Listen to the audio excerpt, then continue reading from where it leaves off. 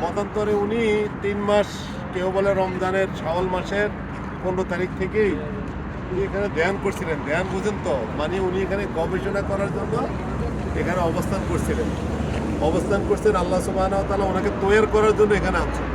মূলত সেই সময় মক্কার মধ্যে যে জুলুম অত্যাচার চলতেছে, এই জুলুম অত্যাচারের নিপীড়ন থেকে মানুষকে কীভাবে বাঁচানো যায় জুলুম অত্যাচার থেকে, সেই কারণে আল্লাহ সুবহানাহু ওয়া তাআলা নিয়ে আসছেন। তবে যে সমস্ত ঐতিহাসিক ঘটনা আমরা শুনি আর কি, যে খাদিজা রাদিয়াল্লাহু আনহা খাবার নিয়ে আসছেন, এটা বিশুদ্ধ সূত্রে পাওয়া যায় না।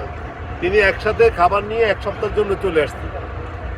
পরে আল্লাহ সুবহানাহু ওয়া তাআলা যখন এটা প্রস্তুত হয়ে গেছেন, তখন এখানের মধ্যে আল্লাহ সুবহানাহু ওয়া তাআলা রাসূলের কাছে ওহী পাঠিয়েছেন। আচ্ছা, বলতে পারবেন কোন সূরাটা নাযিল হয়েছে এখানে? কেউ পারেন? আপনারা তো খালি উঠার জন্য সবাই উঠেন। কোরআনের কি আসলে কোরআন এখানে নাযিল হয়েছে না সূরা নাযিল হয়েছে? কোনটা? সূরা নাযিল। সবাই মুসলিম তো মাশাআল্লাহ। আপনারা ইতিহাস পড়েন নাই? ইতিহাস পড়েন না কেউ? নাই? রাসূল সাল্লাল্লাহু আলাইহি ওয়াসাল্লামের জীবনী পড়ছেন কেউ? খালি ঘুরলে হইব, পড়া লাগবে না?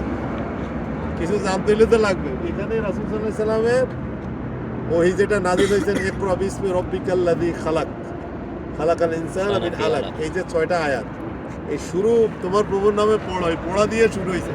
রাসূলকে পড়া দিয়ে শুরু হয়েছে। আসলে কমপ্লিট কোরআন এখানে নাযিল হয়নি। এখানে রাসূল সাল্লাল্লাহু আলাইহি ওয়াসাল্লামের মাধ্যমে একটা জিনিস শুধু নাযিল হয়েছে, সেটা হচ্ছে যে এখানে প্রথম ওহী নাযিল হয়েছেন, যেটা কোরআনের সূচনা, যেটা আমরা সকলেই জানি যে সূরাটা ইকরা বিসমি রাব্বিকাল্লাযী খালাক, এটা রাসূলুল্লাহ সাল্লাল্লাহু আলাইহি ওয়াসাল্লাম এখানে যখন নাযিল হওয়ার পরে আর কোনোদিন তিনি কিন্তু জাবালে নূরে এই পাহাড়ে উঠেন নাই। সাহাবীরা কোনোদিন উঠেন নাই, কেউ উঠে নাই। বাস আমরা উঠতেছি এই জন্য, কোরআন নাযিল হয়েছে এই জন্য আমাদের উঠার নিয়ে আসা। আসলে নেশা করতে গিয়ে আমরা কি করে ভুল করে ফেলি, অনেকে নামাজ পড়ে, অনেকেই করে। তাহলে আমাদের জন্য এই পাহাড়ে একটা শিক্ষা হয়েছে, কোরআন আসছে আমাদেরকে শেখার জন্য, কোরআন মাফিক জীবন চলার জন্য, কোরআনকে মানার জন্য। এটাই হচ্ছে আমাদের জন্য মূল মেসেজ। আমরা যে আসছি কষ্ট করে, এর পিছনে আমাদের একটা মেসেজ যে আমরা কোরআন শিখবো, কোরআনকে কি ধারণ করবো, কোরআন মাফিক চলবে। এটা হচ্ছে মূল ঘটনা। उर्दू जबान भाई, ये जो है जबाले नूर बोलते हैं उसके, आप सल्लल्लाहु अलैहि वसल्लम यहाँ 3 महीने तक ध्यान किया था नाजिल होने का पहले।